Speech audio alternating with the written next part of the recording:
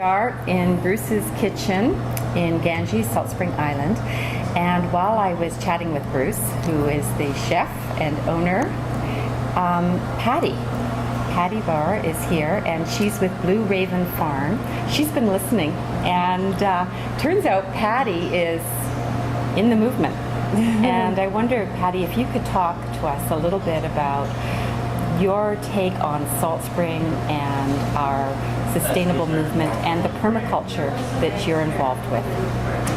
Okay, well, here is a really perfect place to talk about that, because Bruce's Kitchen is probably one of the finest examples that we have on Salt Spring Island that illustrates the importance of utilizing local food and creating a connection between the providers of local food and the public That are eating. One of the things that I find at my farm, when people come to my house, I have family that live abroad, etc., or in different parts of Canada, and they come to my house, and they have a meal, and they have a big plate of brown rice and salad with edible flowers and the whole likes of it, with beautiful dressings, handmade dressings. But every single time they have a meal, they say, "It's incredible, I don't need to eat as much."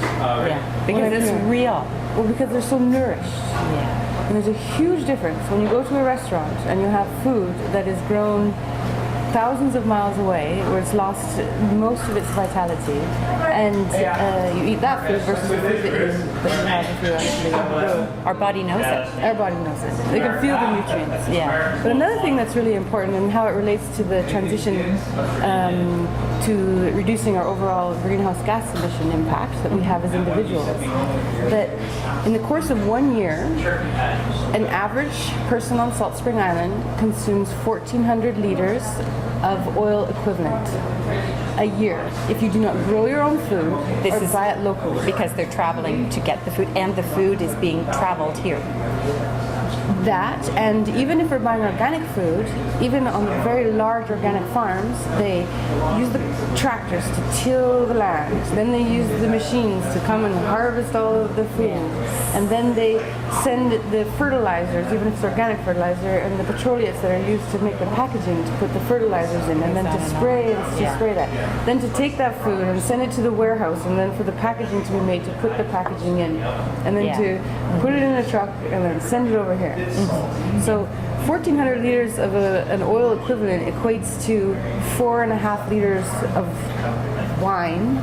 For example, 4.5 bottles of wine a day you eat if you do not grow your own food or buy it locally. So it's actually massive. It equates to anywhere from 17 to 30% of your own individual greenhouse gas emissions comes from the food in which you eat. It's amazing to do those kind of statistics. Oh, I almost can liken it to a thermometer. And if you say right in the middle is sustainable, and underneath is so unsustainable that it incrementally gets worse and worse.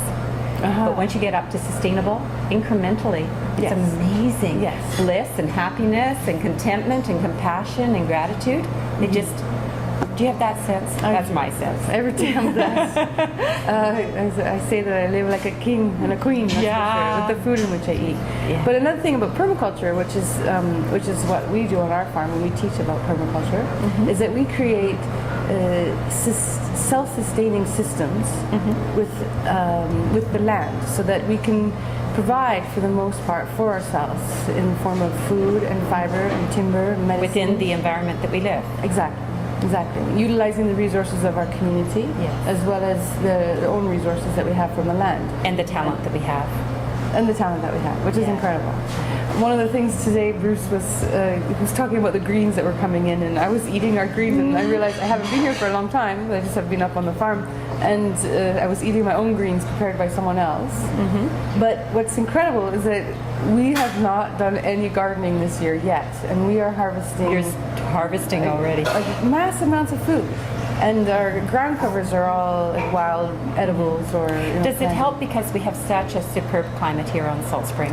Well, it certainly does, but in permaculture you can create semi-ecosystems that will provide for you, or you use greenhouses, or you create almost like perennial food in every single aspect. And for example, a children's playground could be astroturf, or it could be yarrow and Yeah, and they can watch the butterflies and the see whole the bit. interesting insects and get a whole other education, and they don't have to go into their video games to amuse themselves afterwards because it's all right there. Exactly. I'm with you. I'm so with you on this. So I've seen some interesting videos on permaculture, and one of the ones that I found really fascinating was permaculture in a forest.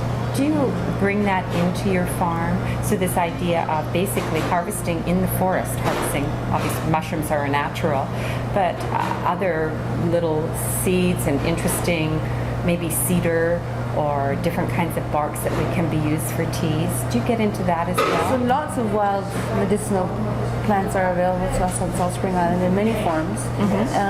It's a question of how you actually prepare them and how can you extract them in general. But for example, we have two examples of what I call the grapefruits of the north, and that is the spruce buds or from the fir trees when they send out their new shoots. It's the lime green shoots. Yes. Take that off, Yum. eat that, and packed with vitamin C. Vitamin C, yeah. Totally delicious. No for you. scurvy. Eat that, no scurvy. Exactly. The other thing is sheep sorrel, and it's abundant everywhere. You'll see it on nooks and crannies everywhere. So we've really been fed this idea that one has to have a Florida orange to get their vitamin C. It ain't true. You don't. No. That's for sure.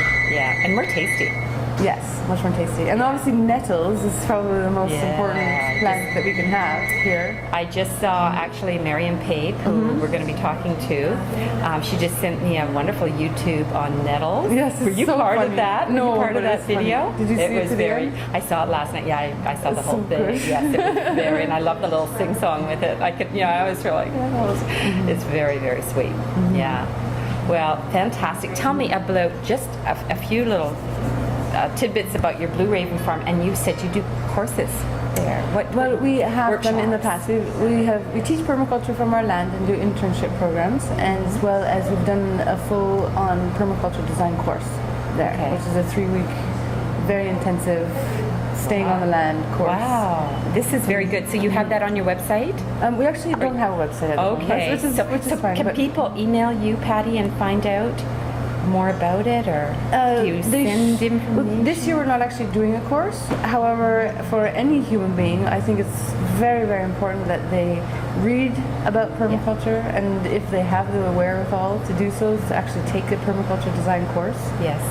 There are some fantastic courses out there. One that I recommend is at the Bullocks Permaculture Homestead on Orcas Island. An Orcas. Oh, in the San that's Juan a good Island. one. Yeah. They've been in place for 20 years. There's Wow. 3 brothers and 3 wives who have put together this unbelievable example of permaculture, and that's a more established example of permaculture, whereas our farm, it's been 7 years, and it's a young example of permaculture in place. Okay.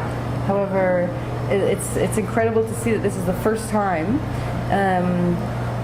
that now our systems are actually looking after themselves. Yeah. Whereas it was a lot of. So do you very intensive find work that to with do. permaculture, you put it all into place, and that your actual labor, pretty soon, after a few years, becomes less and less as a result, or more and more? Well, my favorite example from my permaculture teacher was that he wanted to be able to be old and sit on his deck and shoot guns to drop his apples from the trees. Yeah.